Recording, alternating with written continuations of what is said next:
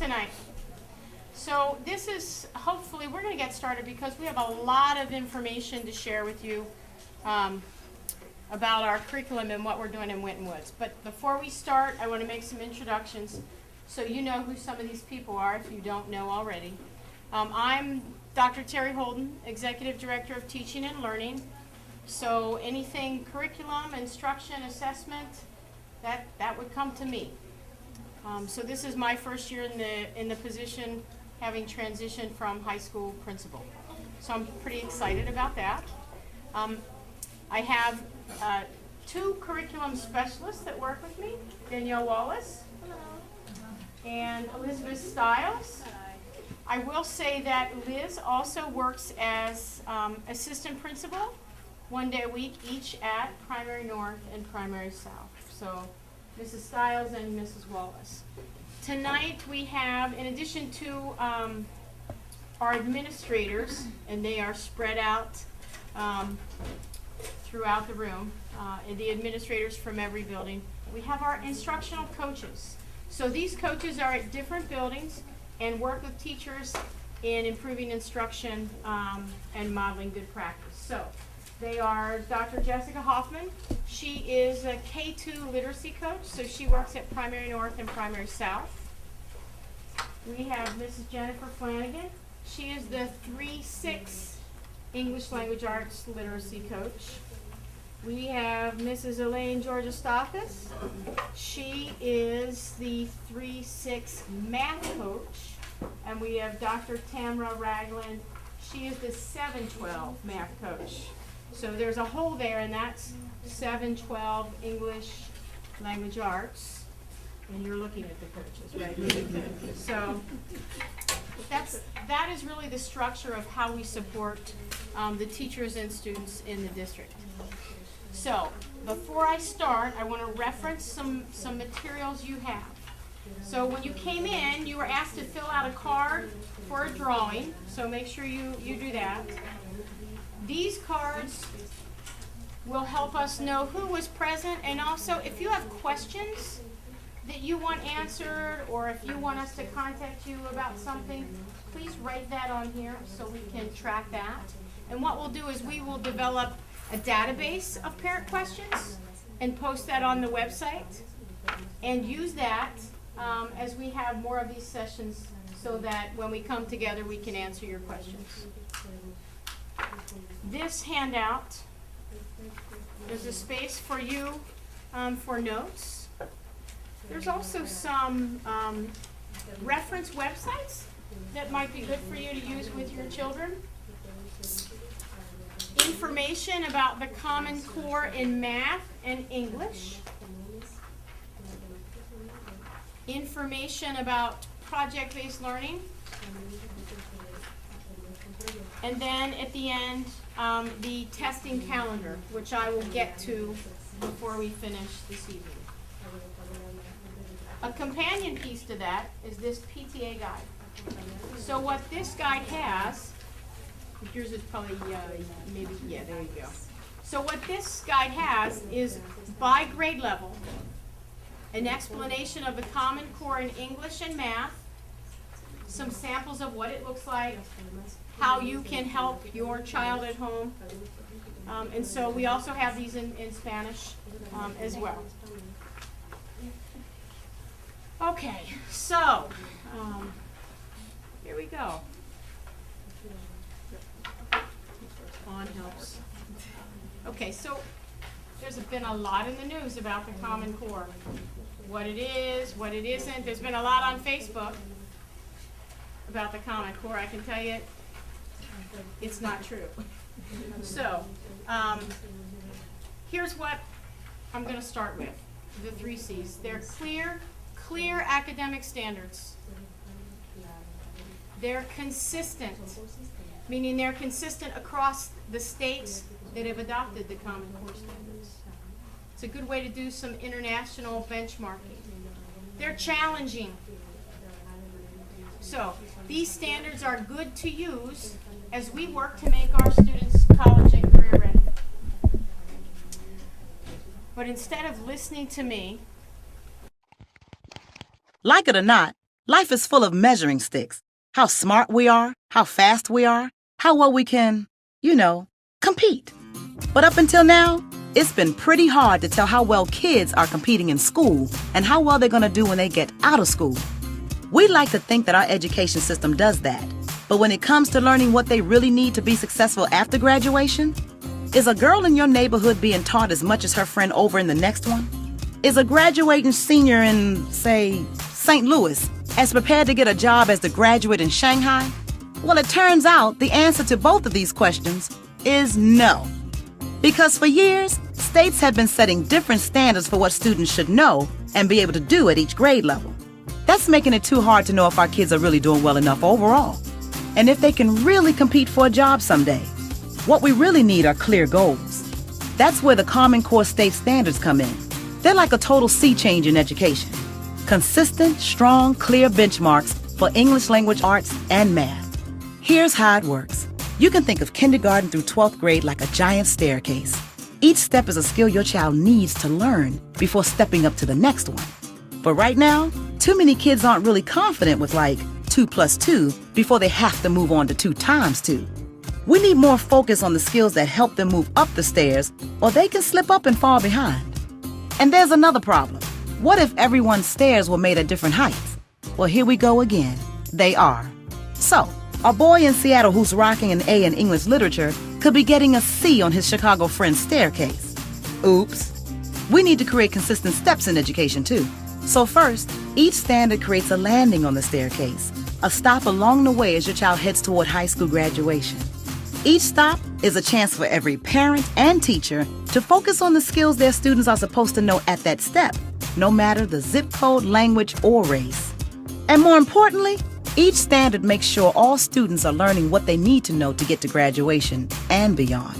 Because something like counting to 100 leads to understanding dollars and cents, which eventually leads to understanding how to manage a budget. Secondly, the standards are consistent from school to school, and they match up against international standards too. Now we know how we're doing compared to just about everyone. So even though local communities will still design their own curriculum, with the same rules, everybody can compete on the same kind of staircase. But standards aren't learning. That's why we need teachers, parents, and students to help make that happen by working together to help kids meet these standards. The world's getting more and more competitive every day. But now, when our kids get to the top of their staircase, they can have way more options on where their life goes from there. Clear goals, confident, well-prepared students. That's the Common Core state standards. So the Common Core standards are in English and mathematics. In Ohio, they're part of what Ohio calls Ohio's new learning standards. So to kind of alleviate some misinformation, if you hear someone say we need to get rid of the core in social studies, it doesn't exist in social studies. That's Ohio's new learning standards. Okay, I'm going to turn this over to our math coaches.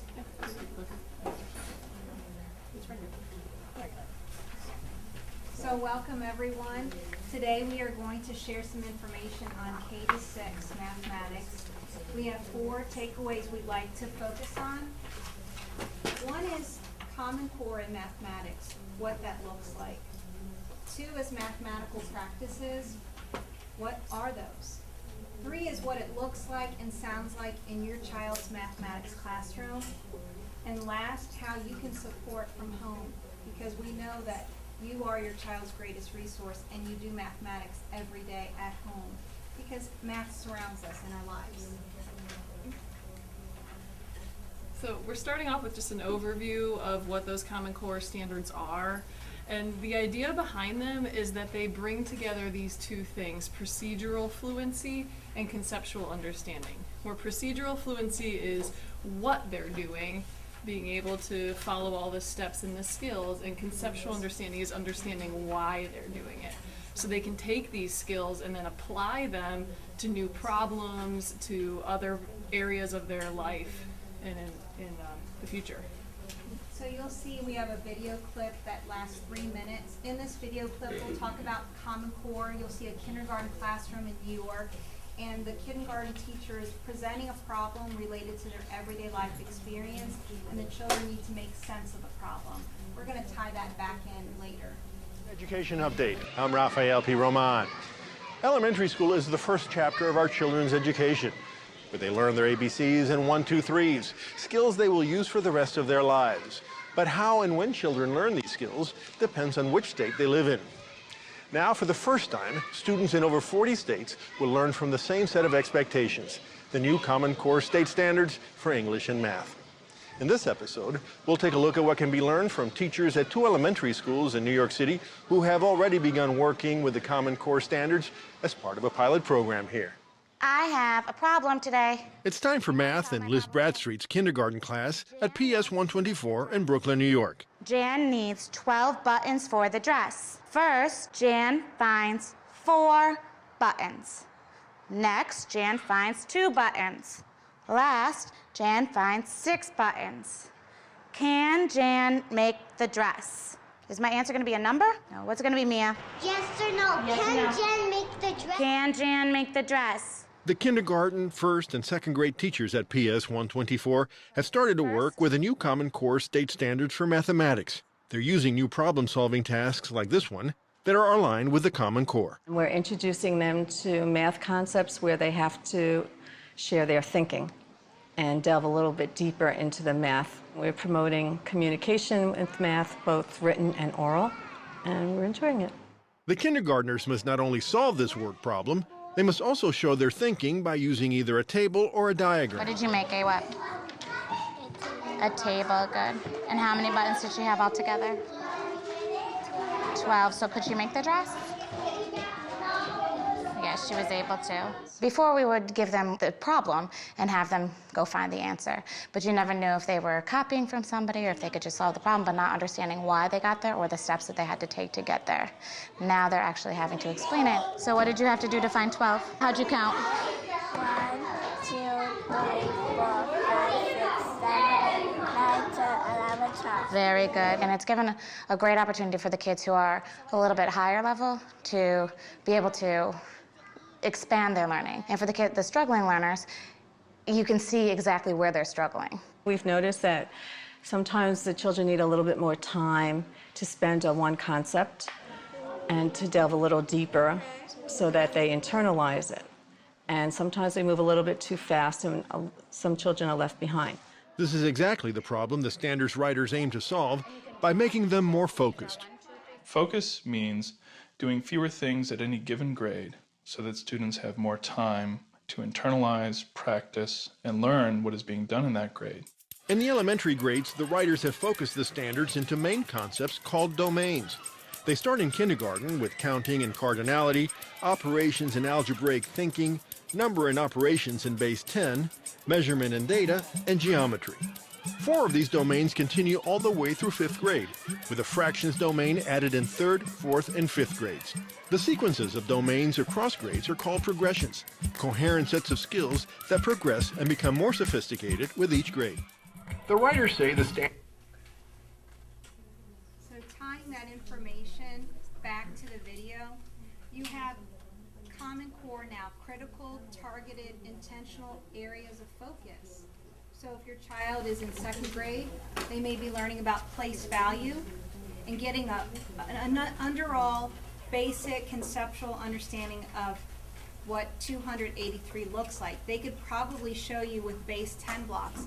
We have some outside on the table. As they progress, they actually draw pictures. So you'll see a child drawing a stick to represent a group of 10, a square to represent a group of 100. Any parents or grandparents out there have seen their child do that. So you'll see they refer to it as sticks and dots. It's the base 10 value system. As they continue to 5th grade, they extend that into decimal value. So you have all of these critical areas in each grade level, and they build and build and build upon that understanding.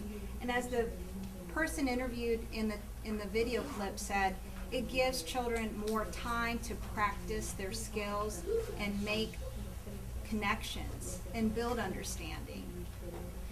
In your blue handouts, we actually listed the critical areas of focus. It comes, I think it's like the third page for the grades K through 6, just so you can see the snapshot of what the progression is through those grades. So here we have a vehicle, and that vehicle represents the mathematical practices, which we're going to go into next.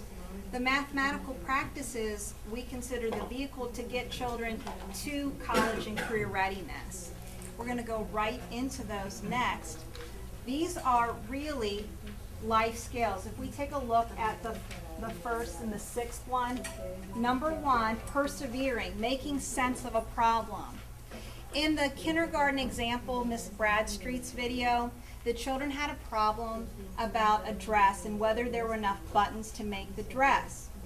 She was asking them, can the dress be made, yes or no? They had to make sense of the problem. They also had to attend to precision. And what that means, being precise, showing their thinking. If you look at some of these other mathematical practices, reasoning and explaining, modeling using tools, seeing structure and generalizing. In the video, we saw kindergartners making charts and tables to show a total of 12 buttons and explaining their work to their teacher. These are not just mathematical skills, but they're life skills that carry over into all areas. So we've talked about what the students will be learning and what skills they'll be using to learn them. So now we've got, these are pictures from our K through 6 buildings of our students this year. So what does it look like? And in this one we have our teacher. I wonder if you can find her. But she's acting as the facilitator. So instead, and I think she's here and she's going to speak on that for a minute. Yes. Ms. Robinson, 5th grade. Thank you, Ms. Robinson. Hi, I'm Ms. Robinson. I teach 5th grade, and as you can see in the video, I'm working with a small group of students. When I'm working with my small group of students, I have clear expectations and procedures that the students who are not in my group are to be working on a task. This task is a task that we've gone over in class where the students, without me shadowing over them, can't perform it. So if you look where you see there's some pink cards laid down, we're actually playing a game. I love playing games. These games need to be played over and over again so that way they can get the skills. And again, the students do not need me. So while I'm working with my small group, I can, with those 4 students or 3 students, really target the needs of the students without them feeling embarrassed or feeling overwhelmed. Also, too, the research has shown that we need less of the teacher talking and more of the student talking. So we are going away from the teacher standing up lecturing, and again, more so of the teacher working in those small groups, hitting those same skills, but in a safer environment where they can express what they need, and then those other students working on other skills in the small groups that I have prepared in stations for them. Thank you, Ms. Robinson. Thank you. That's a perfect segue into too. What we'll be seeing more of is students taking those mathematical practices, those life skills, and applying to working collaboratively with other classmates. So instead of listening to the teacher talk to them, just like Ms. Robinson said, they have to start vocalizing. They have to start explaining their thinking and critiquing the thinking of others. So you'll be seeing a lot more of students working in pairs and students working in small groups. I do want to mention, on your way out, you'll see some work posted. It's from Mr. Schuette's math class, and the work has been done cooperatively, and it's one is on the cicada problem, another on a Ferris wheel. Just take a moment to look at that, because that's where we're heading with 6th grade, with all of this learning. A big part of working in groups without the teacher standing right next to you is taking ownership of that learning. I think I'm going to come back to this one, but taking ownership of that learning and the students starting to recognize, our children starting to recognize, am I at my just right level? In what I'm working on, is it too hard, or is it too easy, or is it just right? So we're working on, with these students, that they are understanding, and I think you can explain this a little. And so if they're working on their just right level, they need to know what direction are they heading into. What's the big overall picture of the next learning step or skill they need to step into? So that's where the role of the teacher comes in, working in small groups and one-on-one, so that the teacher can then give students work that's on their just right level, so they can have additional practice and make learning gains. And then we want to make sure that what they're learning is applicable, and we're making connections so that the students are feeling real connections to this work. So this is an example of something in one of our hallways where the student is taking facts about themselves and applying the math to that. Mrs. Doss, can you go back to the mathematical practices? Mm-hmm. I want to make a point. So in your packet, you have the math domains as they apply to how far? K6. So you have the K6 actual standards for mathematics. These practices, these 8 practices, are K-12 practices. So as your child gets older and advances from one grade to the next, the standards change. These remain consistent. So these are these big power practices that kids should be able to do in different ways as they mature academically. So I can look at model with mathematics and say, there's an appropriate modeling with mathematics in kindergarten, there's an appropriate modeling with mathematics in grade 5, and there's an appropriate modeling with mathematics in grade 12 as students exit into college and post-high school studies. So these are very important, and these will remain consistent as your child continues throughout each grade in each building. I think we're here. So we want to take this opportunity to honor the work that you do at home. We do have a jar of just ideas that we wanted to share out, ways that we all work with our children at home with mathematics. And as Ms. Stiles is pulling some of these examples, I want to just highlight some of these free websites. First, we have 10 Marks. It is a Common Core Line Math website that is free. You can register your child. It has very good questioning on all the math strands at each grade level. There's Khan Academy, which is very similar. Khan Academy also has video clips, and it has instructional tutorials. So if you need your student comes home and they're working on a concept that they are struggling with, you might look up that concept on Khan Academy and try one of those tutorial sessions, see a video, and try some practice examples. It's an excellent source for support. Extra Math is another excellent free resource. It's a fluency resource that individualizes to your child's level. And I see you writing down. I hope we put these in here. They are. Okay. Okay. Excellent. All right. On the back, on the inside of the front cover. So we were just talking about Extra Math, which is fact fluency. I just spoke with one of the fathers coming in, and he said he downloaded an app onto his phone so his son can work on math fact fluency when they're in the car. Another great idea, and he's already seeing gains. Every second does count, and it makes a difference. And another one here, Study Island. The district has research to support that 10 hours makes a difference in student gains and understanding. Ms. Robinson said she had a student last year that spent like 20 hours. That child's parents put him on at home on Study Island in addition to being at school, and he did very well by the end of the year in mathematics, made some great connections. So again, all of these supports are here and free with the internet. For Study Island, every student at the elementary school, the intermediate school, and also the middle school, they all have a Study Island license. Every student.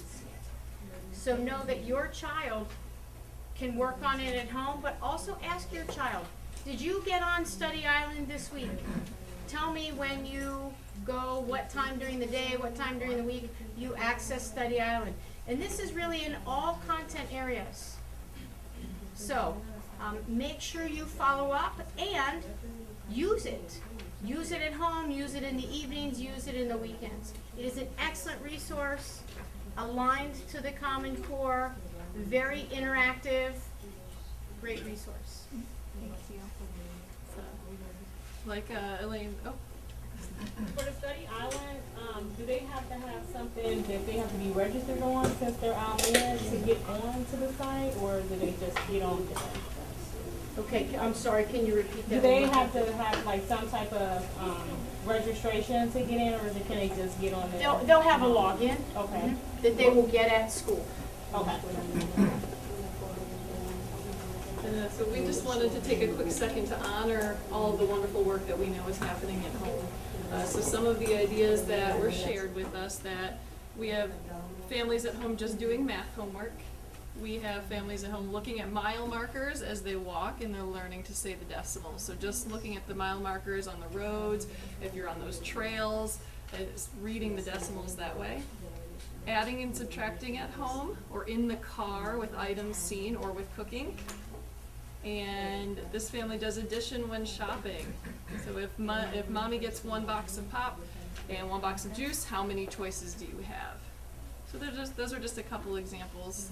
And then I think we're going to put it back in and draw. Is that what Yes, we are. So when you came in, you may have noticed on the very first table there was a nice pretty wrapped basket. And so we're going to draw a card. Do you want to do the honors? It's a different type of card. Jennifer Kelly Mast. Jennifer Kelly Mast. Congratulations. Okay. Well, Should we find another one then? let's find another one. Unless she's up there. Janita Thomas. Janita Thomas! Yes! As this kindergarten through 6th grade presentation continues with ELA, I just wanted to make sure all of you know at the end we will all be available for questions out in the hall, and we do have resources to share, so please stop by and visit with us. We are so grateful that you are here and honor the work that you do with your children each day. Thank you.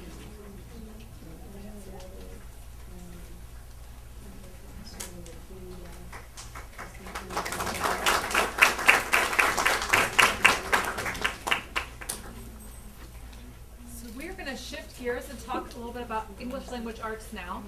And I want to start off talking to you about how the standards, the Common Core standards work in English language arts. It's a little bit different than math because it's a different beast than math. If you remember back to the video that you watched when you first sat down with Dr. Holden, and it showed that staircase of how the standards were developed. English language arts really follows that staircase model. And what they did was develop what they call anchor standards for each one of these component areas of language arts.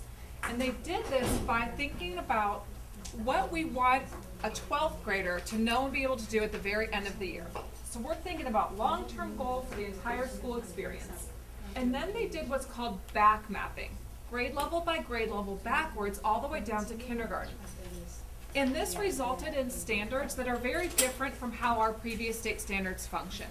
The main difference is that we now have something at the kindergarten level that directly aligns with everything we want kids to be able to do at the end of 12th grade. So for example, if we want students to be able to interpret theme in a novel at the 12th grade level and really get the point of what a whole novel is trying, the message of a whole novel, we didn't used to teach that in kindergarten. We focused more on just teaching how to read the words on the page at the kindergarten level. But now we're teaching that in a way that's appropriate for kindergartners by talking to them more deeply about text, engaging them in every piece of what it is to be literate as at our end goal. So we still have all those foundational skills at every grade level along the way. So we're still teaching the kids how to read the words on the page, but we're also teaching them how to read deeply for meaning. We're focusing more on language with speaking and listening standards than we did previously, and writing is a much bigger component of our English language arts standards than it was previously. All right, so the shifts in ELA reflect what the basis of teaching is in the classrooms. And so thinking again whole scale from kindergarten to college readiness, these are the areas of emphasis across all of those grade levels. So one of the first shift is building knowledge through content-rich nonfiction. And nonfiction is just another word for informational text, fact-based text, and really giving students experience with reading that type of text, because when they go to college, that is really what college is based on, is reading text to get information. So we're starting this early on in kindergarten all the way through. Number two, another shift is reading, writing, and speaking grounded in evidence from the text, both literary and informational. So both informational text as well as literary text, which you may know them as stories. We're taking students through and having them support their answers and support their thinking with evidence from the text.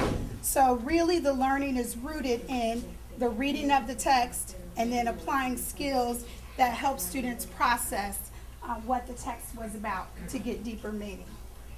3, regular practice with complex text and its academic language.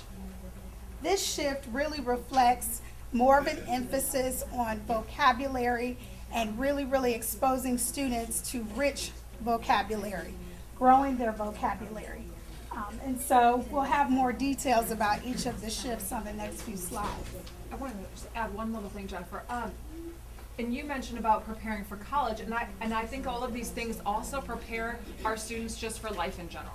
So if we think about the kind of reading that you do on a daily basis, a lot of it is informational. If you think about the kind of reading, writing, and speaking that you do in your workplace, a lot of it is going to be requiring a more developed vocabulary than you might use at your dinner table. So we're trying to bring students into preparedness for the workplace as well. So here we're trying to just demonstrate some of the shift over time and emphasis on informational text. So you'll see at grade 4 in the Common Core standards and in assessments that your students will take based on Common Core standards, but also in life in general. They are pretty much even split of doing some literary work, some stories, reading stories, and reading informational text. As they progress through the grades, the shift becomes more heavily informational. And again, that's to reflect what we do in life. We read a lot more, online, news, magazines, professional texts of some kind in your workplace than we do get to sit around with our novel at night. So we're trying to reflect the kind of reading and writing that people do in the real world. Okay, the second shift, evidence-based questions. So if you look at this chart, talking about text-dependent questions, the emphasis with Common Core is that students support their answers with evidence, and that as students are reading, we are asking them questions that really help them to process not just identify what's taking place, but also be able to process what is the meaning. So these questions over here, they're labeled as trivial, but basically they're recall questions. What color was Riding Hood's hood? Okay, that's just a question they can answer just by pointing to the picture. But over here, these reflect how questioning is shifting with Common Core. Why did the fairy promise that the princess would one day prick her finger and die? So we're asking more why questions, more higher level questions to really allow students to more deeply understand the text and more deeply apply meaning to the text. Oh, there's 3. Let's skip now. Oh, I'm sorry. Okay. And the shift 3 is building academic vocabulary. This diagram is meant to show the 3 different kinds of words that we use in the world. So tier 1 words are those everyday words that we're using in conversations. Even very young children begin to acquire these very quickly just through everyday conversation at home and out there in the world. We do not spend much time at all with our general education students on tier 1 unless they would be learning English in school, and then those students need to be learning some tier 1 English words in school. Tier 2 and tier 3 are where we're going to spend our time in the instructional day in terms of vocabulary learning. Standards for English language arts and literacy. So this morning we're going to be doing some work together, all right, based on our author study of Chris Van Allsburg. And to think. Tier 2 words are those high utility academic vocabulary. It's the kind of words that you might come across in a book that you're reading that you know, but you wouldn't be likely to use in a conversation on the phone, later that day. So those are the kinds of words that we want to emphasize in school. It's the kinds of words students might not come across in conversations, but they're going to need to understand in order to read texts. And then tier 3 words is defined as domain specific. What that means is it's rooted to a particular area of study. So if you think about the word like photosynthesis, we think science. You might use that word in a unit about plants, but when's the last time you used that word in any other context? So we're teaching these words in our content area study so that students can gain understanding, really rich, deep understanding of the concepts in our content areas of instruction in ways that they would not be able to without having direct instruction in those words.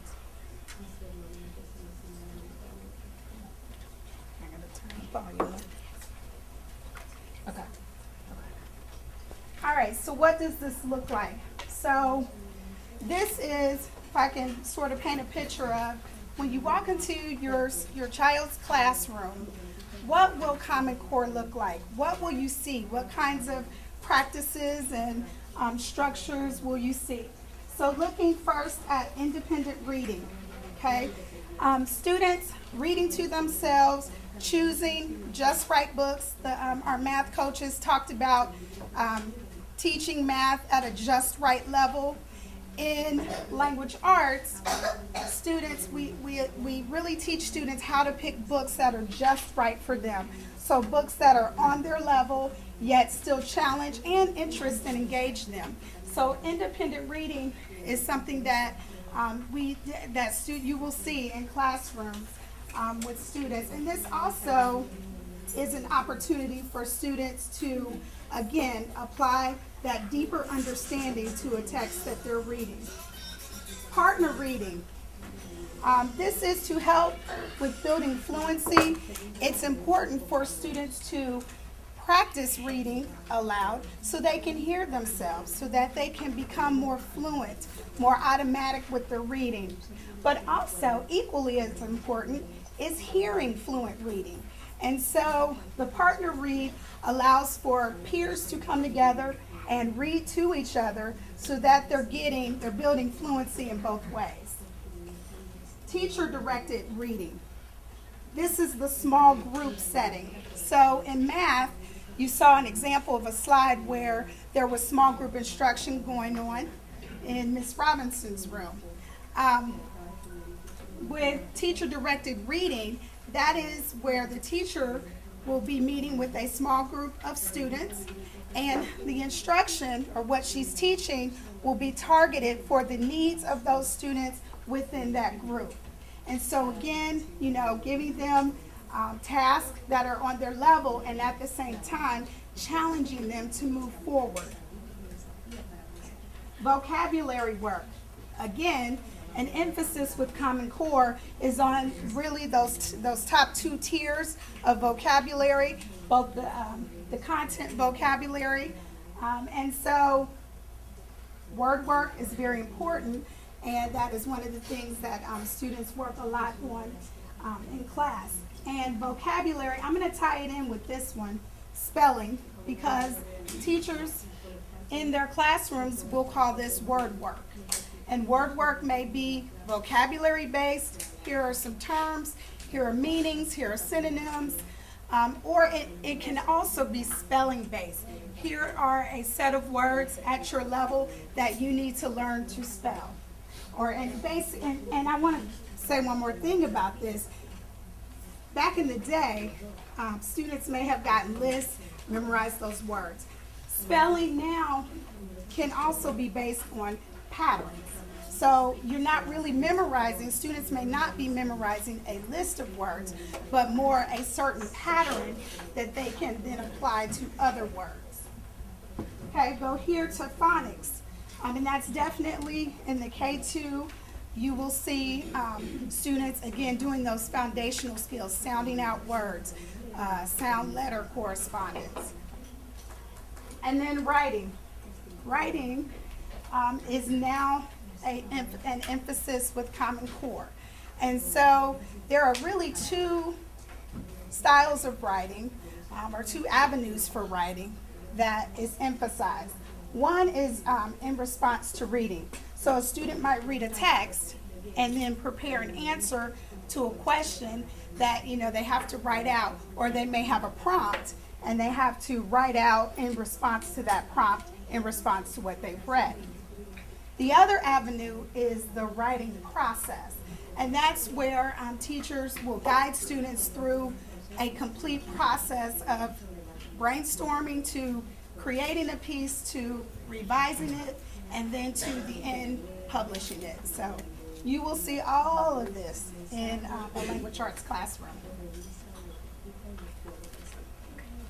So here are some examples of Winton Woods students actually using all of those things that Jennifer and Jessica just talked about.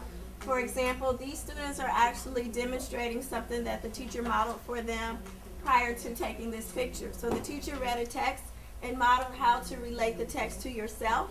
And so she did an example with her class, and then they were given the opportunity to demonstrate that they could do that. And it was an immediate activity after she had modeled it. So this young man is actually reading the text to gain more information.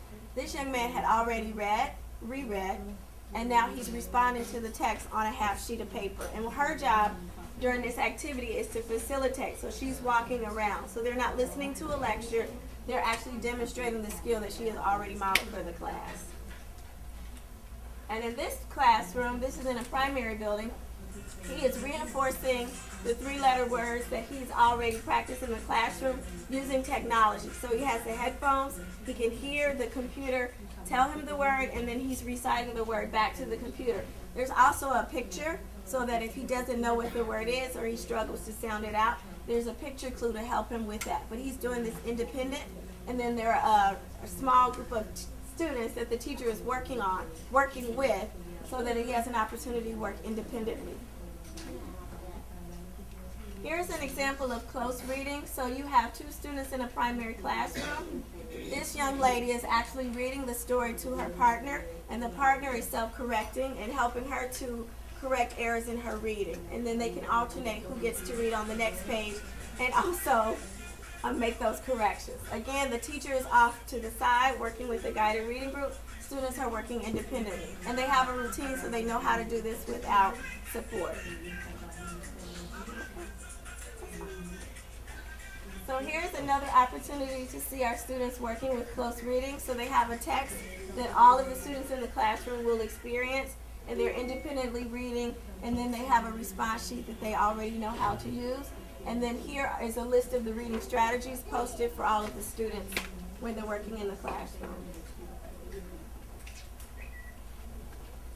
So how do you help your child at home? One of the main things that you can do is talk to your students, especially when we're talking about building academic vocabulary, starting even in the kindergarten level. We need to give the correct names to those things. So I know a lot of times when we're teaching our children to use the bathroom, we'll say, do you have to go to the potty? Potty is great for a preschooler, but potty is probably not the most appropriate word to use when you're sending them to kindergarten, because the teacher is not going to ask them, do you need to go to the potty? So we're putting words to everything that they need to know so they know exactly what that is, and they can use that in their own speaking and listening in the classroom, as well as their writing. Also, we need to have them read, write, and speak about real life experiences and opportunities. So when you're in the car, that's an opportunity for you to talk to your child about how their day was, but to ask them very pointed questions. A lot of times we'll ask our child, and I have a child, I'm a mom, how was your day? Fine, good. So now we change our questioning to, what was the most important thing you learned today in math class? Now we can have a conversation about it. What was the most challenging thing that you did in language arts? Now we can have a conversation about it. And then also, give your child an opportunity to comment on current affairs. If you watch the news together, kids are very inquisitive. This is your opportunity to ask them if they understand what's going on in the world around them. Again, that helps to build their vocabulary. And then as your children get older, and even when they're in kindergarten, you can complete research topics with them. How many of you have children that ask you why all the time? There's never an opportunity where they don't want to know why something is happening or why the answer is no. Here's an opportunity for you to engage your child and actually research the background behind why certain things happen. So not only do we emphasize language arts and mathematics, but we also have science and social studies, of course, that our students interact with. In science, there are 3 major strands or topics that all of our children experience from kindergarten all the way through 12th grade. Earth and space science, physical science, and life science. And it looks different depending on which building they're in and how old they are. It's more appropriate depending on the grade level. And the same is true for social studies, but in place of 3 strands, they have 4 strands. So all of our students, all the way down to kindergarten, will experience history, geography, government, and economics throughout the school year. Okay, project-based learning. I want to talk about something that's near and dear to my heart, and that's project-based learning. We often use the acronym PBL, so if you hear that, project-based learning. And a few years ago, we started a little school here at Winton High School, the Academy of Global Studies. And within AGS, it's all project-based. And so what we found, we're in our 4th year, is that project-based learning engages students. It helps them learn content deeply. It helps them learn how to work with others, because you can't work on projects unless you work with your peers in a group. And in doing that, you learn some very valuable school skills, work skills, life skills. You learn how to be responsible. You learn how to communicate effectively. You learn how to address your peers when you feel like they are not pulling their weight. Think to your own work experience. All of these things happen to all of us. But project-based learning really works. We've seen achievement rise in our AGS students.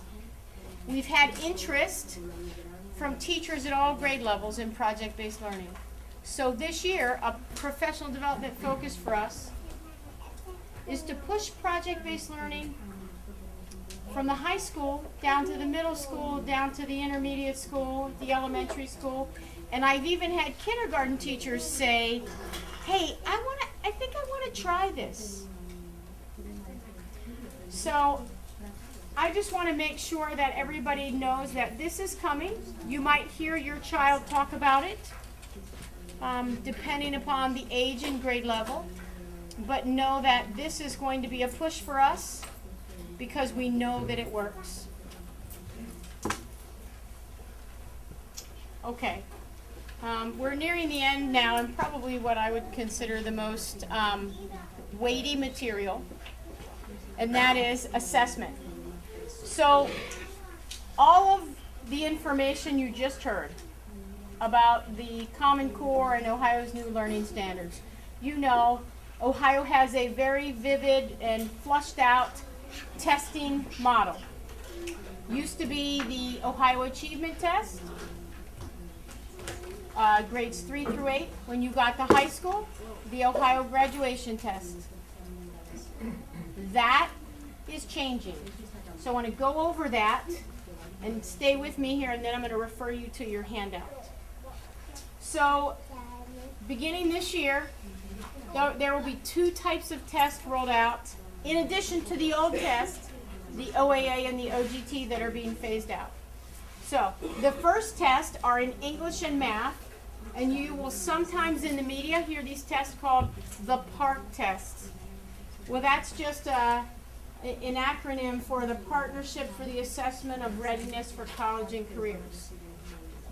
So your children from grades 3 through 9 are required by Ohio law to take a PARCC assessment in English and mathematics.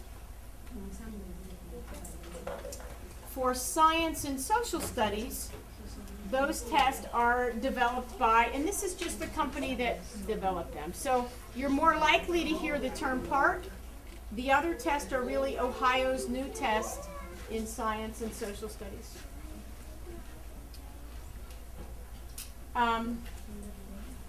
Is this the next one?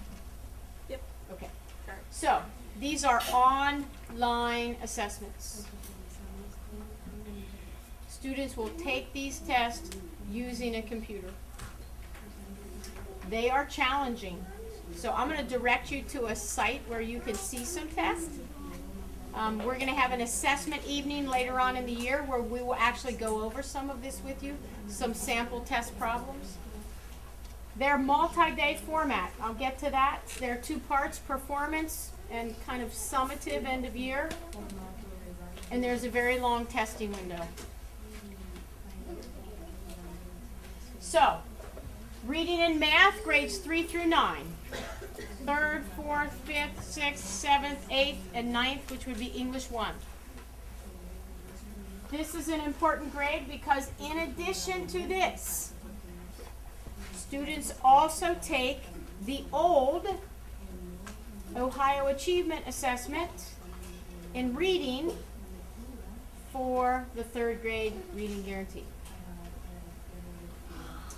In science and social studies, students in grades 5, 8, and 9 will take an online science test. Students in grades 4 and 6 will take an online social studies test. These are not Winton Woods recommendations. These are required by Ohio law. Okay, the 3rd grade reading guarantee, that test is still pencil paper. That's the only pencil paper test in the K-8 world that we will be giving. Everything else is computer based. First 3rd grade reading sitting is October 7th. So if you have a child in 3rd grade, you know this. Mr. Dorsey in the back and Mrs. Pavlinak, who's also here, probably sent communication home. That is October 7th. So, get your hand out. Can I use yours? I want to walk you through this a little bit.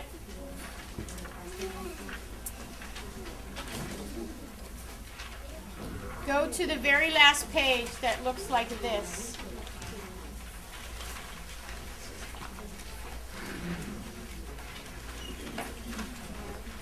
A minor crisis. I don't have. Oh, I have them. Never mind.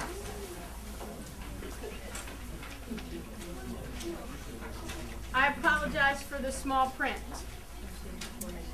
But here's how you need to look at this chart. So you have the assessment by grade. And then you have what test your child has to take in each grade. So let's look at grade 6. So the first test is the English Language Arts PBA. And I did not have room on this particular sheet to write it out, but PBA means Performance-Based Assessment. So that's designed to be given about 3/4 of the way through the school year. On that test, students will have to do exactly that. Do some performance-based things. So they might have a couple reading selections to read side by side. They might have to go in and highlight text. They might have a reading selection and a chart. They'll have to read that. They'll have to respond to a question that might say, compare the main idea in passage A to the main idea in passage B, and then in writing online, tell how they are similar or different. So again, it's embedded task. The EOC means end of course or end of year, EOY, end of year. That's given about 90% of the way through the school year. So that's one big change from the OAA. The OAA, you sit once, you're finished. With these tests, you sit multiple times. So if we're at grade 6 for the English Language Arts PBA, there are actually 3 days of testing. About 50 to 60 minutes each time. Then at the end of the year, that's a 2-day test. So if you're starting to think, this is a lot of testing, you're right. This is a lot of testing. They kind of all follow the same format. Does this make sense? Do you have questions on this? This is all very new to us. We don't typically give assessments like this. The volume of testing is new. The type of testing is new. The fact that the testing is online is new. So I want to prepare you early. We want to prepare your children early. So in class, they will be doing lots of things that kind of mimic this. Remember I said Study Island? Some of the questions in Study Island are designed to look like these types of questions, so it's not all multiple choice. The more exposure we can have for children, the better off they're going to do on the assessments. With these tests, students will get a summative score. So they'll take the results of the PBA and the results of the end of the year and give them one score. You flip to the next one. Okay, so on January 29th, we're going to have a testing and assessment meeting where we will go over in detail the test. You know, we're able to show you some practice, actual full practice test, so you as a parent can see, hey, this is what my child has to experience. I believe we put the link on the inside. No, let me give you a link to write down. It's www.parcc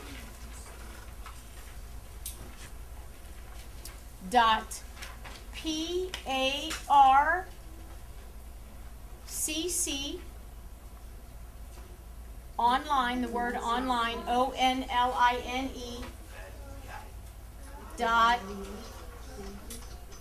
.org. Like, so if you go there, look for something called practice test.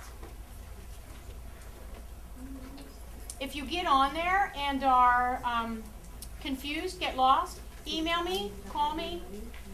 My card is on the table.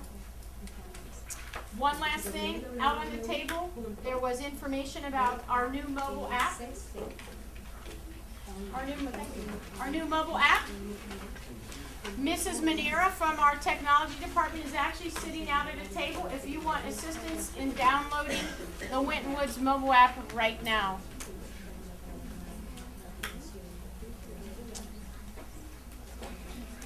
Okay. That was a lot of information in a very short amount of time. I appreciate your patience. We are here for questions before we start our next presentation. I know the coaches will be out in the hall. They would love to talk to you.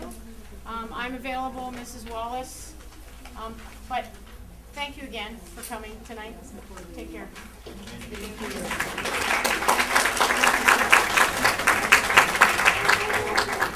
And also, as I mentioned, the principals of your children's buildings are scattered around the end there. Please say hi. Dr. Holden? Yes, ma'am.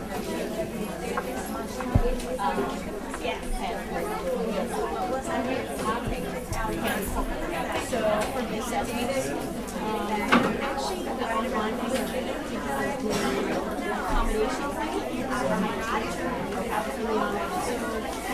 depending upon what the accommodations are, I mean, some of the tests have like 3 to 8, so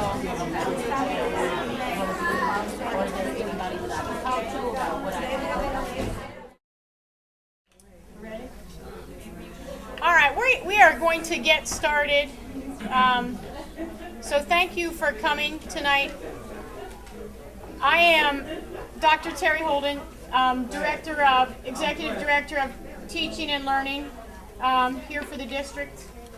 So I'm here with a couple folks who are roaming in and out. So in the back, the person you hear speaking is Mr. David Lumpkin. He is, I'm going to call him out, assistant principal at the high school. So he's back here along with Mr. Martin, high school principal, Mr. Sanker, middle school principal, Mrs. Kim Harrison Fowler, assistant principal at the middle school, Jeremy Day, principal of the intermediate, and Marshall Lumpkin Mucha, assistant principal at the intermediate school, and Amber Strasser, high school assistant principal, and Mr. Kendall Dorsey, elementary principal. So they've all stuck around or arrived, but they're all here to support the work we do. So again, I am in charge of teaching and learning, which is really all things curriculum, instruction, and assessment for the district. So I've transitioned into that from high school principal, so I'm excited about this new role. This is Dr. Tamara Ragland. She is our 712 math coach. This is Mrs. Liz Stiles. She is a curriculum specialist and also part assistant principal at the primaries. Her area of expertise is math. So they're going to begin this first portion of the program. If you were here for the K-6 program, a little bit of the beginning is going to be familiar. But as we get to the end, there really are some distinct differences for students in grades 7 through 12, which is why we felt like we had to have a separate session. So I'm going to let them begin. This handout, they'll reference throughout, so just keep that in mind.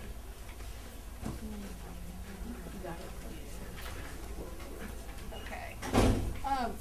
We're going to start off with just a brief. The Common Core standards are what is driving our instruction now. So these are new. Are we still on this video? Yes, okay. So they're new, they are nationwide, and these are the 3 big C's about the Common Core. They are a lot clearer. They're very clear about what students should be learning at each grade level. They are consistent across the grade levels and in between subject areas, and they're challenging to prepare our students for the more challenging experiences in the future. Like it or not, life is full of measuring sticks. How smart we are, how fast we are, how well we can, compete. But up until now, it's been pretty hard to tell how well kids are competing in school and how well they're going to do when they get out of school. We like to think that our education system does that. But when it comes to learning what they really need to be successful after graduation, is a girl in your neighborhood being taught as much as her friend over in the next one? Is a graduating senior in, say, St. Louis as prepared to get a job as the graduate in Shanghai? Well, it turns out the answer to both of these questions is no. Because for years, states have been setting different standards for what students should know and be able to do at each grade level. That's making it too hard to know if our kids are really doing well enough overall, and if they can really compete for a job someday. What we really need are clear goals. That's where the Common Core state standards come in. They're like a total sea change in education. Consistent, strong, clear benchmarks for English language arts and math. Here's how it works. You can think of kindergarten through 12th grade like a giant staircase. Each step is a skill your child needs to learn before stepping up to the next one. But right now, too many kids aren't really confident with like 2 plus 2 before they have to move on to 2 times 2. We need more focus on the skills that help them move up the stairs, or they can slip up and fall behind. And there's another problem. What if everyone's stairs were made at different heights? Well, here we go again. They are. So, a boy in Seattle who's rocking an A in English literature could be getting a C on his Chicago friend's staircase. Oops. We need to create consistent steps in education, too. So first, each standard creates a landing on the staircase, a stop along the way as your child heads toward high school graduation. Each stop is a chance for every parent and teacher to focus on the skills their students are supposed to know at that step, no matter the zip code, language, or race. And more importantly, each standard makes sure all students are learning what they need to know to get to graduation and beyond. Because something like counting to 100 leads to understanding dollars and cents, which eventually leads to understanding how to manage a budget. Secondly, the standards are consistent from school to school, and they match up against international standards too. Now we know how we're doing compared to just about everyone. So even though local communities will still design their own curriculum, with the same rules, everybody can compete on the same kind of staircase. But standards aren't learning. That's why we need teachers, parents, and students to help make that happen by working together to help kids meet these standards. The world's getting more and more competitive every day. But now, when our kids get to the top of their staircase, they can have way more options on where their life goes from there. Clear goals, confident, well-prepared students. That's the Common Core State Standards.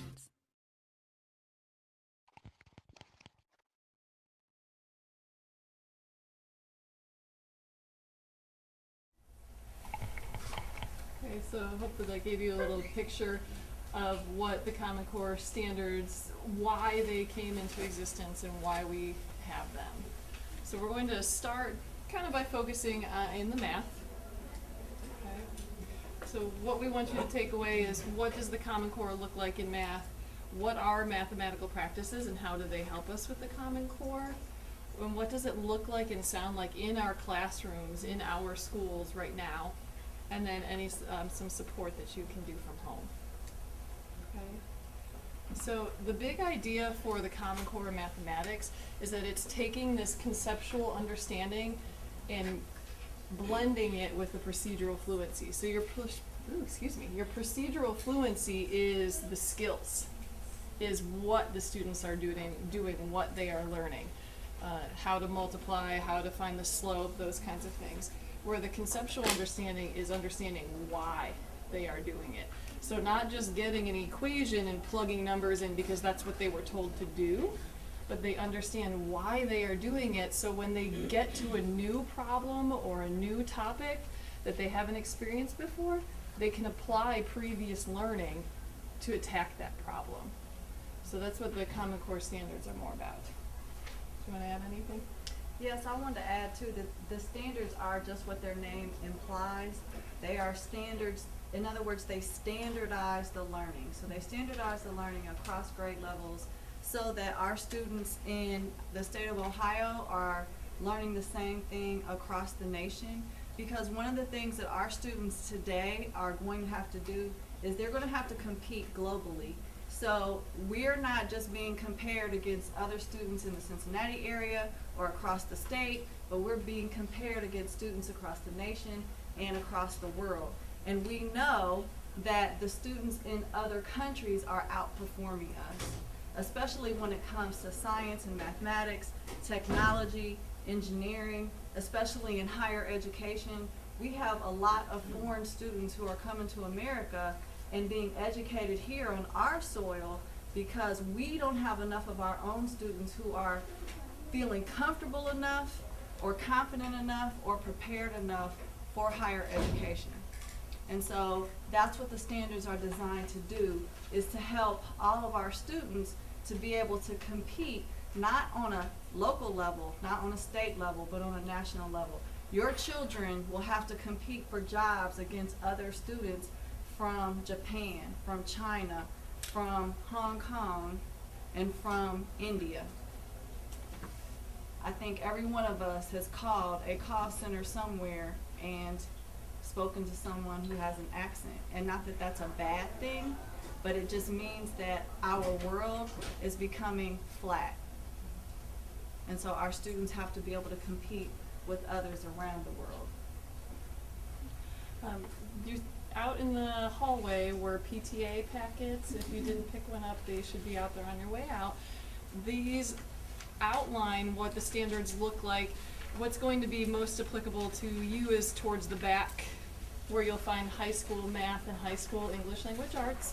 And it gives you a snapshot of the big picture items that your students will be learning in high school, 6th, 7th, and 8th grade. And then some little snippets on the back, especially leading into planning for college and careers. So those are just snippets on the standards. You can also find them online. You can Google Common Core State Standards. We've actually given you the link. Inside the front page, you'll see some links to the actual Common Core, to the Ohio Department of Ed, and Achieve the Core, all very nice resources for the Common Core. So the things that we want to pull out is that the Common Core are making deliberate progressions. They brought it up a little bit in the video, that things that students are learning in high school are skills that they're building upon from things that they learned all the way back into kindergarten. So in elementary school, students are starting to learn place value, and then, you know, with whole numbers, using manipulatives with it, using base 10 blocks. When they move into the intermediate school, 5th and 6th grade, they apply that to decimals. And then when they move into middle school and high school, they're applying that to equations and different things like that. So there's a much more deliberate progression of what students are learning. So it's not separate skills, it's skills that they're building upon. There's also more rigor involved. Our previous set of standards, teachers said that our standards were a mile wide and an inch deep, meaning that we had a lot of curriculum that we were expected to teach. This new set of standards have now been compacted, so we don't have as much to teach, but we do have to teach it more in depth. And so the word that's associated with these new standards is rigor. So students are expected to know more and be able to do more now than ever before. And so it's not enough for them to be able to just have computation. Now students have to take the mathematics and they actually have to apply it. They have to explain it. They have to understand it. And so that means if you're going to understand it, you have to be able to communicate it both written as well as oral. And that leads us right into how we're going to do this. There are 8 mathematical practices which we call the vehicle to getting our students into college and career readiness. So these are the mathematical standards, and they're really life skills. These are also stretching all the way from students in kindergarten are using these skills all the way up to 12th grade. So the big ones are that we are going to be seeing students making sense of problems and persevering. So they're going to struggle a little bit, but that's okay, because we want them to come out with stronger and deeper learning. We also want them to attend to precision. So these are the big life skills that they not only are going to be doing in math, but they'll be doing in other subject areas and in college and their careers. The other things that they'll be seeing a lot of is they need to reason and explain. So no more is it, I solved the problem, here's my answer. They have to explain how they got that answer and why they got that answer. So there's a deeper level of understanding there. And what that answer may mean. Right. In terms of the context of the problem that's given. Students will be using tools, and then they will be starting to see structure and generalizing so that they can apply what they're learning to other areas. Okay. So what does this look like? In the 7th through 12th grade classrooms in mathematics, you'll see a variety of things. First of all, you'll see use of technology, and this is done at teacher discretion where it's appropriate. So you'll see graphing calculators, they may be using apps mobile devices, tablets, specific software. So for example, we talked about the use of Study Island. We use Study Island at the middle school. There's also Khan Academy. Khan Academy is free. It can be used across all grade levels. And it all depends on how comfortable the teacher is with using some of these apps, as well as the resources that they may have available. Some teachers do feel comfortable with student cell phones, others do not. So it just depends on a variety of things, what type of technology will be used in a teacher's classroom. But one thing that you'll also see is cooperative learning strategies. So you'll see students working in small groups. They may be paired, 2 triads of 3, or possibly even 4, where they have specific roles. There may be a scribe, there may be a checker, there may be someone who is the solver of the problem, but they're all working together within their specific roles to solve problems. Other strategies such as think, pair, share, where 2 people are paired together and they're first asked to think about their problem, their process, as well as their answer, and then they pair together, compare notes, see what the other did, how they did it, and share out with the rest of the class. There's also Jigsaw, which are flexible groups. So students may be asked to be a part of one initial group, and that first group would be an expert group, so they would learn a particular concept and become the expert in that concept, and then the teacher would regroup those students, and so now you have new groups that are formed, and each student in the second new group is an expert in that particular concept, and they would now teach each other. Also, what you would see is whole group instruction, sometimes called direct instruction. Whole group instruction is good for getting a lot of information across in a short period of time, but it's not the only method that you should see at the high school. It's probably the most popular, but it shouldn't be the only method. Use of graphic organizers and concept maps, because a lot of times all of these new concepts have definitions, they're relatable, they have relationships to one another. And so these can often be delivered in a picture to show how they're related to one another. You can use songs, pictures, charts, rhymes for fact recall. And so this isn't unique to 712.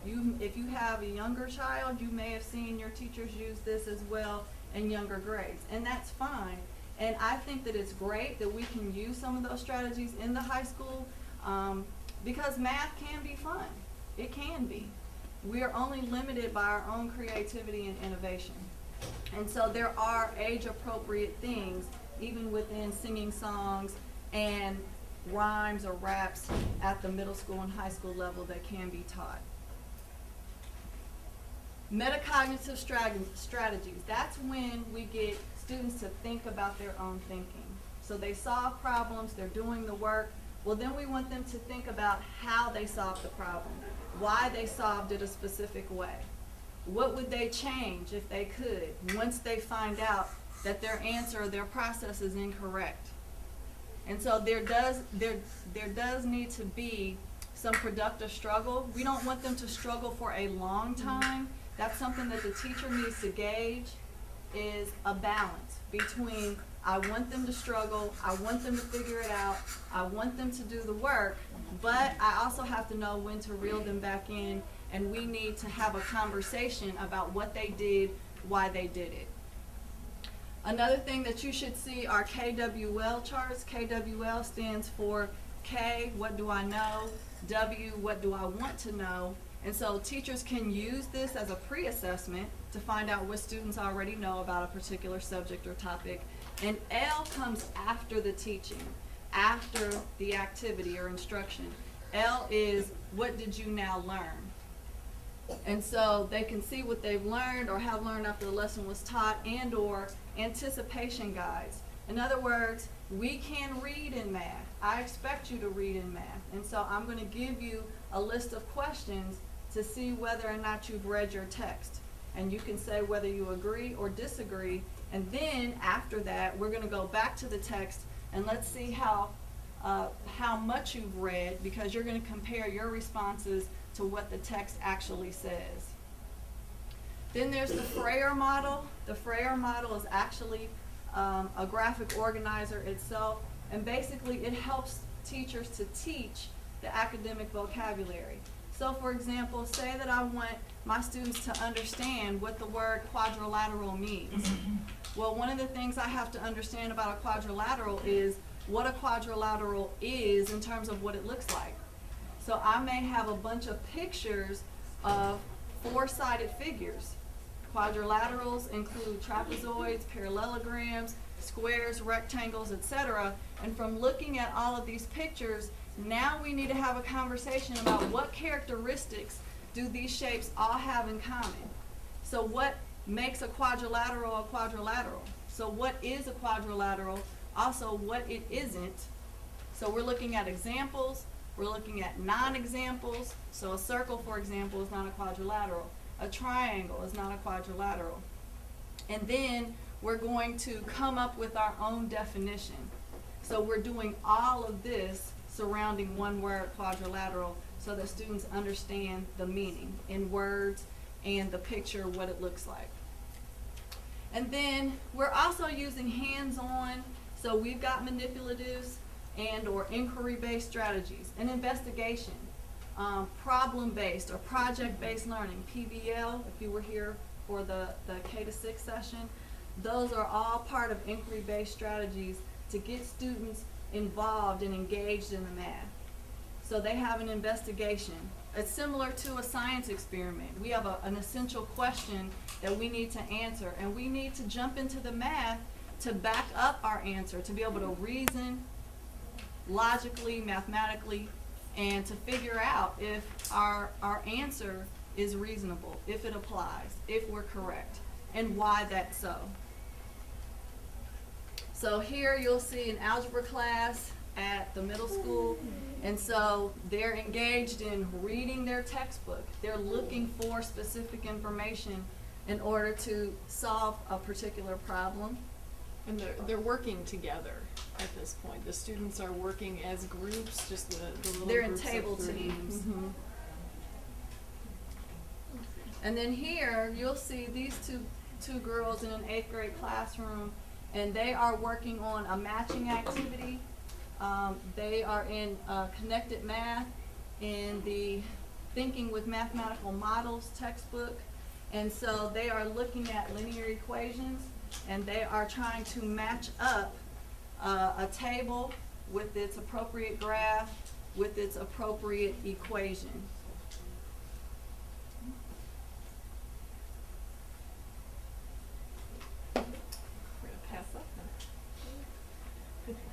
So now we're shifting gears from math to literacy. So if you were here for the first presentation, some of this is repetitive, so just hang in there. But our anchor standards are the standards that all of our 12th grade students need to have mastery of to be college and career ready. So how do we get to that level of readiness? Well, we have strands that build into the anchor standards. For example, in the K through 5 buildings, you're going to spend a lot of time teaching phonics, building the foundation for reading. The assumption is when you get to middle school and high school, you're a proficient reader, and so we don't emphasize this unless there's a need for remediation or additional support. We're always reading, of course, but what we read changes a lot dramatically, I should say, when you get to middle school and high school. We're also expecting all of our students to be proficient in their speaking, their listening, and their writing. And all of these combined prepare our students to be college and career ready, especially starting in middle school throughout high school. So there are shifts. So our old standards had a focus, and now our new standards have a new focus. Some of you may have heard about Common Core and thought, well, what's changed? What's different? My students are still going to school. They're still reading novels. They're still answering questions. It's a deeper understanding of what they're reading and how the teachers are interacting with the students and with the text. So one of the first key shifts is that we are focused heavily on content-rich nonfiction. So we're looking to read informational text. We're looking to gather facts from what we read. We're still reading stories. We're still reading literature. But if you think about your college experience, the majority of the time that you spend in college, you are not reading stories unless you're an English major. Most of the things that you were reading were technical pieces of writing. So how do we get our students ready for that? If you wait till 12th grade, it's too late. So we start exposing them to nonfiction writing actually in kindergarten. So the question becomes, well, they can't read in kindergarten. The teacher is then reading to the students, and as they become more proficient in reading, they do the reading. But the focus is always on putting nonfiction text in their hands. The second shift focuses in on gathering evidence from the text. So now I've read a book. What do I do with this information? The teacher's going to ask me a question. No longer are we asking kids, how did you feel about that? That question has to be tied to, what does the author say to make you feel that way? There's evidence connected to the text. They're also connecting one text to another. How do you know that this story relates to this story? It can't just be, well, I think so. Back it up with evidence. So one of the things we say a lot in our K through 6 program is that we want them to read like a detective and write like a reporter. So if you think about, as an adult, when you're reading for information, you're reading deeply. You're reading multiple times. You want to make sure you didn't miss anything in your understanding. We're training our students to do that same thing. And then also, when you're writing something to someone else, especially if you have to write on your job, you're very detailed, very descriptive. You give lots of examples. That is the same thing we want our students to do. Because again, when you go to higher education and you're turning in term papers or research papers or working in groups, you have to back it up. It's not all opinion based. And then with our third shift, building academic vocabulary, academic language. So now we're talking to students using the actual terms for things. We're not doing like the baby talk. We still have a need for everyday language. When we're talking to small children, we still call things table and everything like that. But as they move forward, now we're using words like summarize, explain, reflect, recognize, and you should be seeing those words in the assignments that they're bringing home. And if you're not, that's an opportune time to have a conversation with their teacher. How are you helping my child build their academic vocabulary? Because there's an expectation when you take the ACT or the SAT that you have seen these words.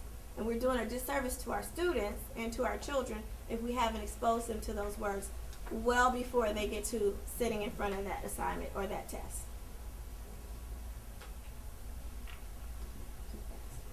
So this just gives you a graphic understanding of that first shift of switching over to a predominantly nonfiction based literary classroom. So if you see in the 4th grade, half of the time we read stories, the other half we're reading informational text.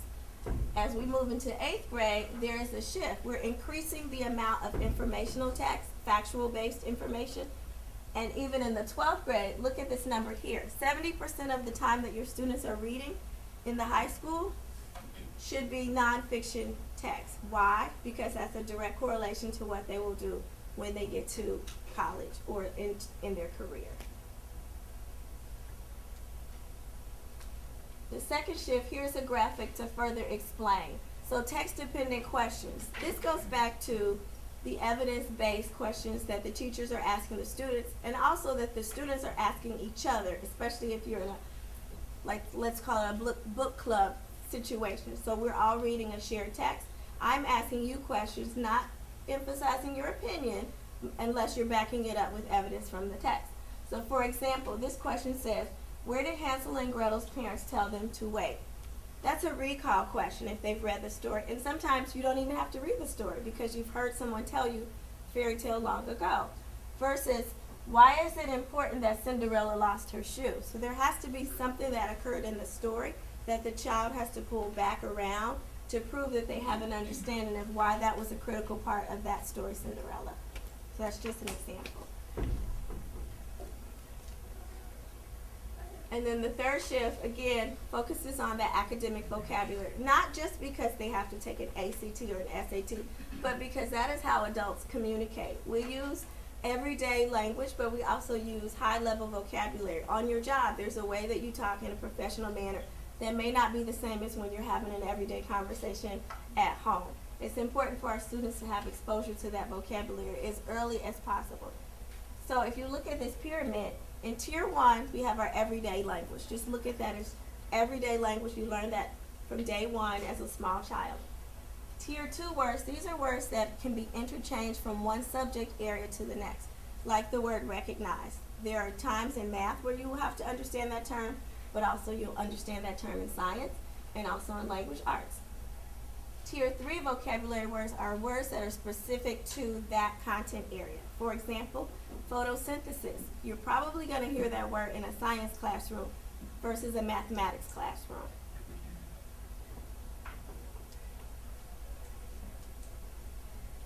So what does it look like? But I'll go on because this is more geared to our primary students. So what does it look like in a middle school or a high school classroom? Well, students are interacting with technology.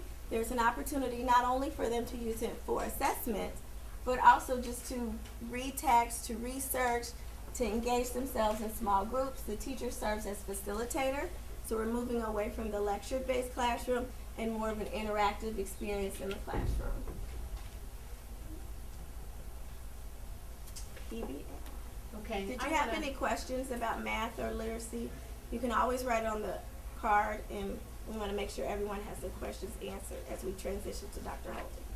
I want to introduce, I believe she was out in the hall when we began. This is Mrs. Danielle Wallace.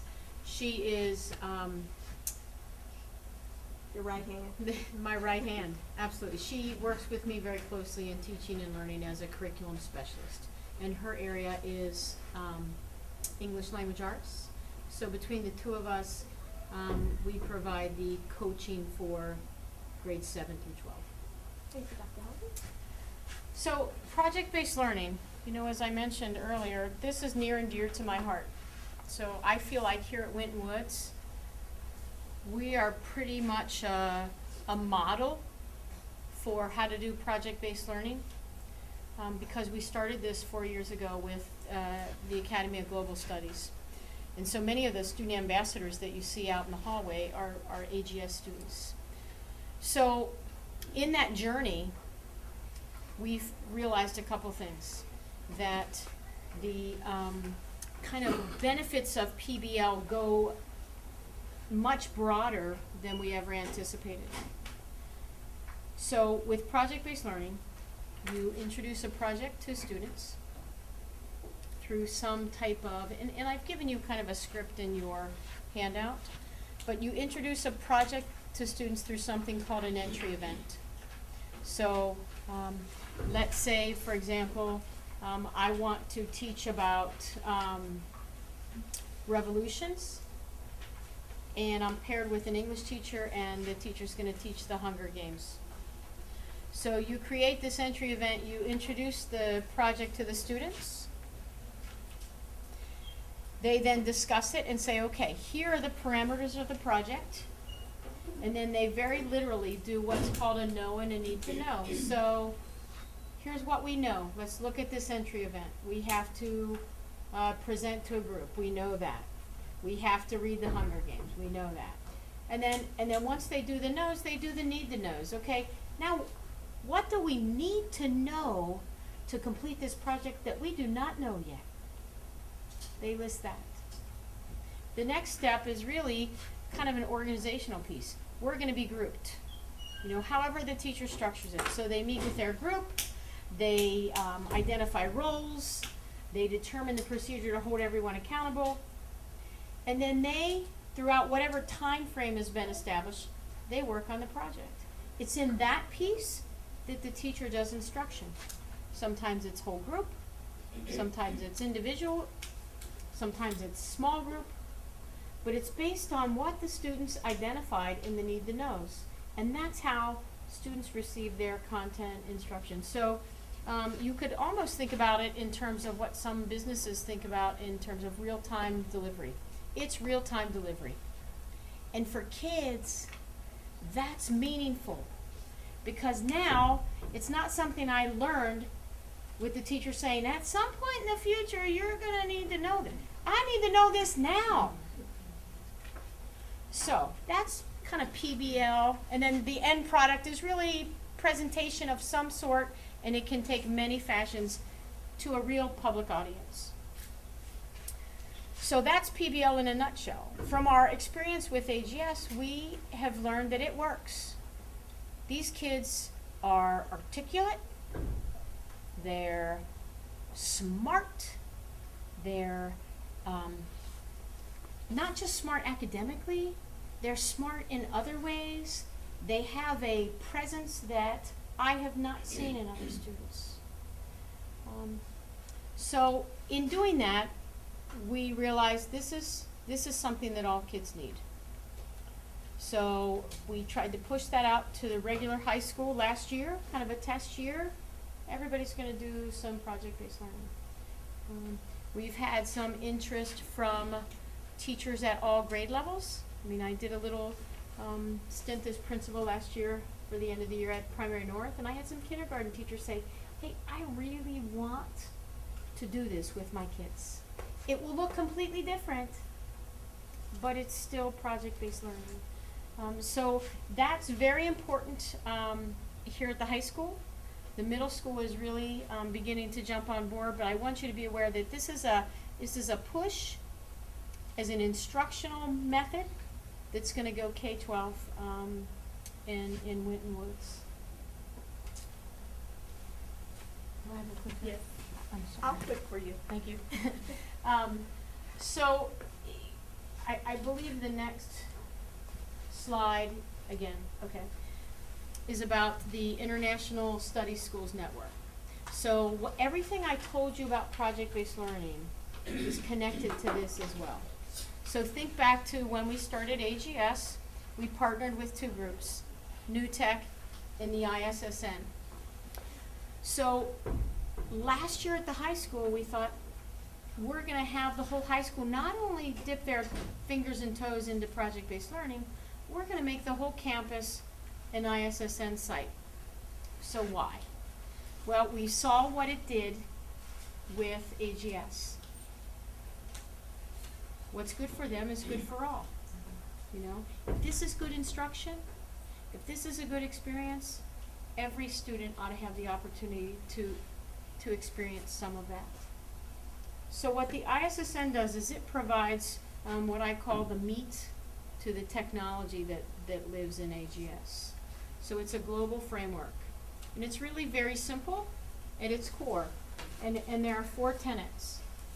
So you can get a profile of a high school graduate, which I believe I provided for you. And so what the ISSN says that students who graduate from ISSN schools, when they graduate, they will look like this. They will have these characteristics. They get those characteristics or skills by investigating the world, recognizing perspectives, communicating ideas, and taking action throughout all of their courses. So in English, when they might read, I'm going to go back to the Hunger Games, when they read the Hunger Games, one of the tasks that the teacher might give them is, how do we take action in certain situations? You know, so every piece of academic content is really kind of positioned within these 4 areas. The district has a pretty decent history of being very globally focused. We are very diverse. This is the most tolerant, and not just tolerant, the most welcoming district I've ever worked in. And so I think what this does is this really supports that and helps us capitalize on that. So the high school, if you ever go into the lobby, you'll see a big sign that the high school is a International Study Schools Network site. Beginning this year, the middle school is an ISSN exploring site with the goal of the next year becoming an actual site. So Mr. Sanker's staff at the middle school actually had training last Friday with our coach. We have a coach from the ISSN. So know that this is rolling out. A key piece to the ISSN is project-based learning. So hopefully you can see how this all comes full circle.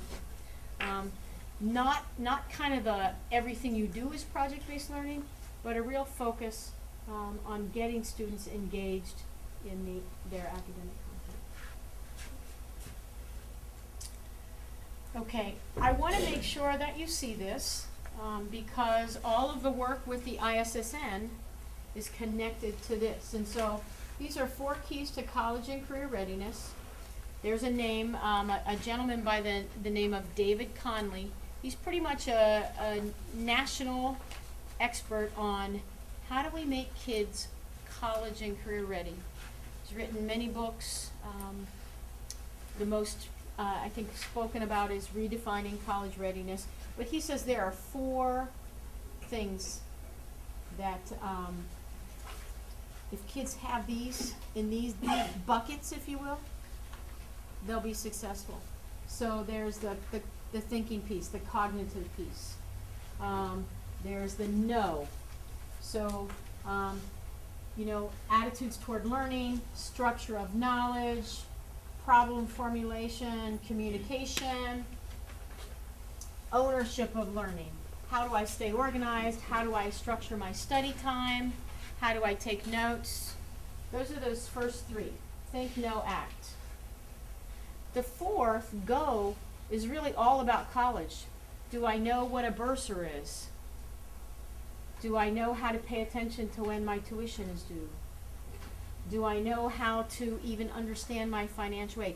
Those are all the actual I'm going to college skills that I need to have. So the ISSN has done really what they call a crosswalk. So they took their model to David Conley and he said, hey, you know, everything that's embedded in that ISSN model absolutely fits within this.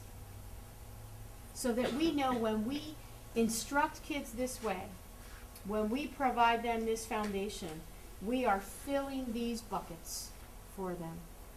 So that by the time they graduate, they are ready to go. Okay, this is going to take us a little while. So this is the piece about testing. So if you noticed, and I'm sure you did, we've only talked about English and math tonight. Clearly there are other classes your children take. So that was deliberate on my part because, first of all, it's very, it will suck some time if we talk about each content area because we could have a night for each. But I'll bring in some of the other contents when I talk about the testing. English and math is key to the new state testing. So if you think about 7th and 8th grade in the past and students in grades 10, 11, and 12 at the high school, in Ohio's old testing model, 7th and 8th graders were subject to the Ohio Achievement Assessment. 10th, 11th, and 12th graders were subject to the Ohio Graduation Test. That has now changed. So the new assessments are based on not only the Common Core in English and math, but Ohio's new learning standards in science and social studies. Okay. So all of these assessments are online, computer-based tests. They're challenging. I've taken some of them. They're pretty challenging. So I'll give you a website later where you can go on and see what they're like. Multi-day format. With the OGT and the OAA, you sat for 1 day. OGT is a week because there are 5 tests, but each test only lasts 1 day, 2.5 hours. Not the case for these. They're performance-based, about 75% of the way through the year. They take a performance-based test. 90% of the way they take what's called an end-of-course or an end-of-year test. And then this testing window starts in February and goes through May. So in your packet, on almost the last page, you'll see a calendar. It's pretty ugly looking. So if you look down at grade 8, you'll see that the English PBA, and remember that's the performance-based part of the test,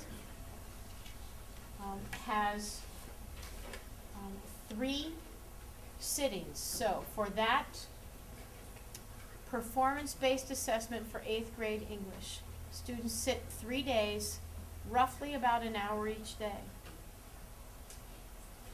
Then later, in April, sometimes straddling April and May, they would take the English end-of-year test, and that's 2 sessions.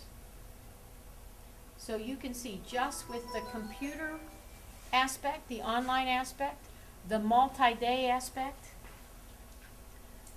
the multi-day in 2 components, you can see that it's different. You know, our kids are really going to be pushed and challenged.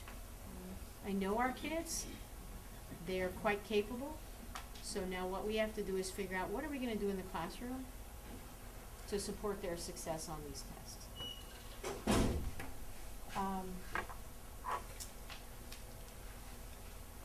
Here are the tests that students have to take. So in grades 7 and 8, English and math. Grade 8 also has science. In grade 9, and here's where it gets a little crazy. So if you have a child who is a freshman, they are subject to new graduation requirements. Part of the new graduation requirements are taking these really end of course tests. So English 9 or English 1 is one of them. So they will take the test. For math, 9th graders will take either Algebra 1, or if they're geometry, they'll take geometry.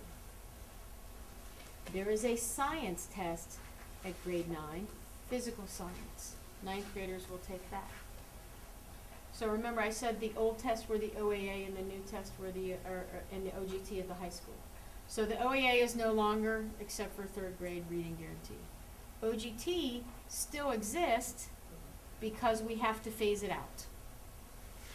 So if you're a freshman, you're taking online tests in English 1, which is English 9, algebra or geometry, and physical science. If you are a sophomore, you're taking the paper pencil version of the old Ohio graduation test.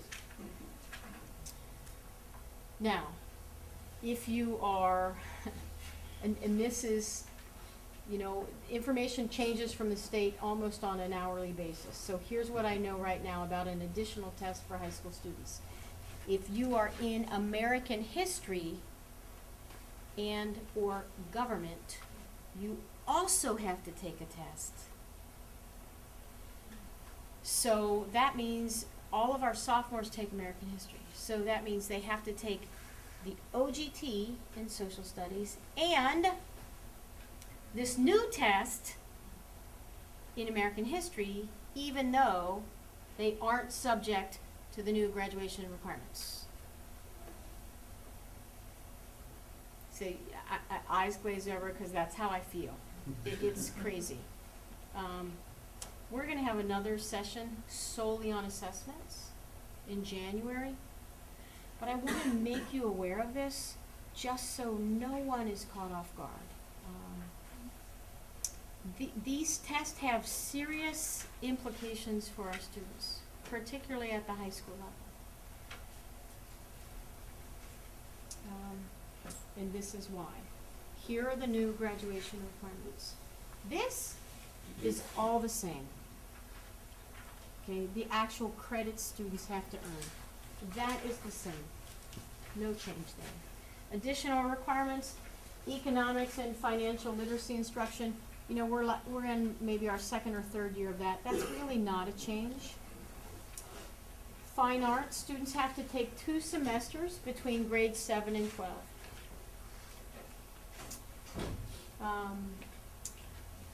Now, here's where the change starts. So they have to take those end of course exams, those online exams in English 1, English 2, Algebra 1, Geometry, Physical Science, American History, and American Government. Or comparable tests that are advanced placement. We do not offer International Baccalaureate, which is what IB is, so advanced placement or dual credit courses. I can't give you tons more information about that because the state really has not decided about that. And students have to earn either, so how do I graduate? I have to take all these tests. So there are really 3 pathways to graduation. I can earn a passing score on these tests. I can get a remediation-free score on the ACT, and they're using 3 subtests of the ACT, math, English, and science, I believe. And those remediation-free scores are what I think a little bit high, quite honestly. Or you can earn an industry-approved credential or license. Okay. I'm not even going to ask, does it make sense? But that's what it is. So, I did give you a copy in your handout of the new graduation requirements. Please hang on to that. It's, of course, always available on the Ohio Department of Ed website, but you'll want to reference that. So, coming in 2015-16, next year, I'm going to talk a little bit about College Credit Plus, but again, the information on that is still a little muddy. But here's what it is. Post-secondary education options and dual credit will be no longer. They are going to be under the umbrella of College Credit Plus. So what we are required to do is to reach out to colleges and universities and say, we want to partner with you to provide dual credit opportunities for our students. Meaning they get high school and college credit at the same time. With College Credit Plus, we are also required to provide in writing a path for students. If you want to earn 15 college credits by the time you graduate, here's this path. If you want to earn 30 college credits by the time you graduate, here's your path.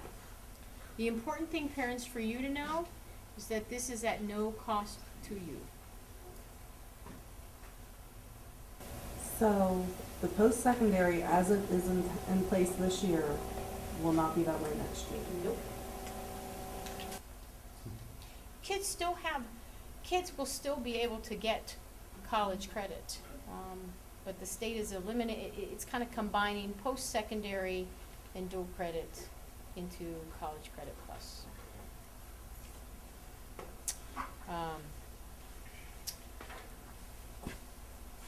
Career readiness. You know, there's all of this is driven by legislation. So there's legislation for us about career readiness. But these are things we're already doing. So I don't know if you've heard your children talk about Naviance, but every high school student and middle school student has an account. I don't believe the middle school accounts are rolled out yet, but they all have an account in Naviance. As a parent, you can get an account, and it's just a tremendous program to help your child develop career interest, help your child plot his or her academic progress, help your child maybe even have a reality check if what you're doing with them does not work, because they might say, hey, you know, I want to be an engineer, but I don't ever want to take calculus. Okay? It will tell them that. They might say, I want to go to Stanford, and so what they will have to do in Naviance is they will have to plug in their GPA, and so it will say, well, okay, here's your GPA, here's the average GPA of a student in Stanford. Let's go back and rethink some things. So it's just a wonderful resource. So we're already on the path to having a really robust college and career readiness program for our students. But please ask your children. Naviance. Middle schoolers probably are just hearing about it this week, and then we'll get their accounts. High schoolers should all have their accounts, and I've seen the login, so I can see how many times kids are using it.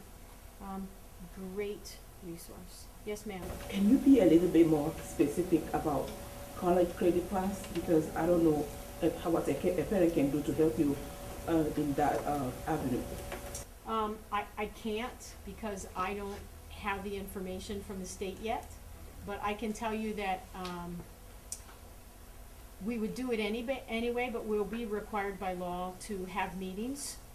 You know, when I present it to you, I want to be able to answer thoughtfully and with some degree of certainty that here it is. So this is not changing really. It's already law. What I don't know yet is, nor do any other high schools, because I just came from a meeting last week with them. So we're required to reach out to every university within 30 miles and say, do you want to partner with us for College Credit Plus? But then we have to negotiate course credit hour prices and who's going to teach it. Is it going to be our folks or their? I mean, it's very complex. Great for kids. So know that this great resource is coming. I just don't have details for you yet. Thanks.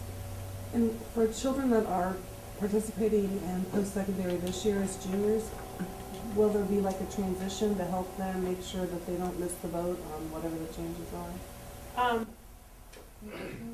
I have not heard of a transition. They would just fall under College Credit Plus and be able to earn their credits that way.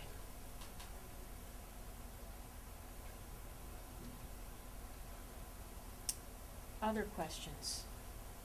This is a lot. I mean, the landscape really has changed. So if they are not, as a freshman, if they are not in Algebra 1 or Geometry, then what test would they not take? So you're gonna ask this crazy question that there's still some cloudiness about, and that is, I was waiting for it. What if my child took Algebra 1 in the 8th grade? Or 7th. So, here's what I know now, but please walk out of here telling, with me saying this is September 23rd at 8:17. So, the scores on those exams mimic what you would see on the kind of the OGT 5, 4, 3, 2, 1, etc. So kids would get a 3. They're just grandfathered in with a proficient is 3. They would get a 3. It's a good question. Correct. Now, will there be some sort of notation that they were grandfathered in? Because, I mean, they could have been a 1 or a 2, or they could have been a 4 or 5. That's the state's gift to the child for being in an accelerated class, off grade level. You're right, I don't know. Does that make sense? I think they said we're not going to mess with that. If they're a freshman now and they're in Algebra 2, or if they're a freshman now even in Geometry, we're going to give them, you know, we don't have the resources we're just going to say 3. 3. Thinking that if they're advanced enough to be accelerated, we can at least hope they were proficient on the algebra exam. Other questions? Yes? Are these assessments tied into promotion in any way? No. No, they're tied into graduation, but not promotion.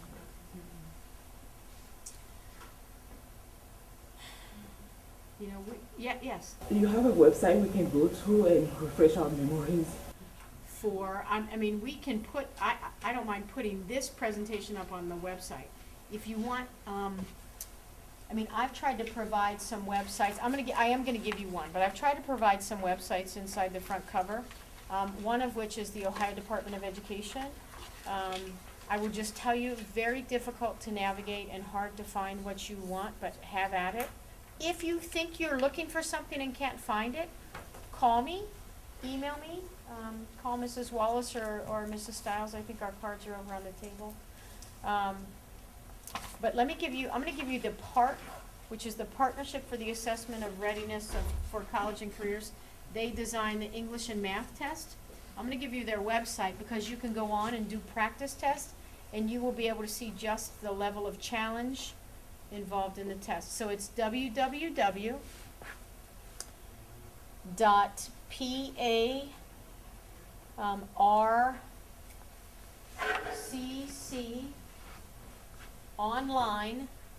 ONLINE.org. So when you get on, there'll be some tabs up top, but you should be able to get through one to practice test. And when does this website get? It's www. Oh, I have it. Oh, What is the- what it's is the it's the Partnership for the Assessment of Readiness for College and Careers. So it is the organization, the nonprofit that created the English and mathematics assessments. I have a question as far as graduation requirements. Looking at the list here, my son is in AGS and he has APL. He's also in band and choir. So it's my understanding he can take health online over the summer. Now, which is not a problem. The economics, has there been any consideration of possibly tying that into the global seminar class? Or is that an option also to take online? Economics. So to meet the economics piece, our government course, we used to offer government and economics as semesters. It's now become a year long, and so that meets the economics requirement. It's a combination of economics and government.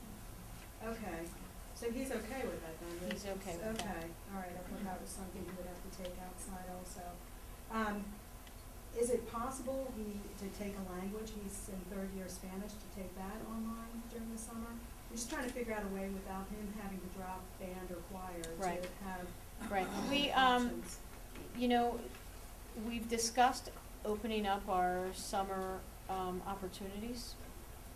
So I will say now, it's a possibility. We've not made a decision, but yes. Okay. All right, and there is an exception for phys ed, as long as you play a sport, is that correct? There's for a 3 years? policy about that.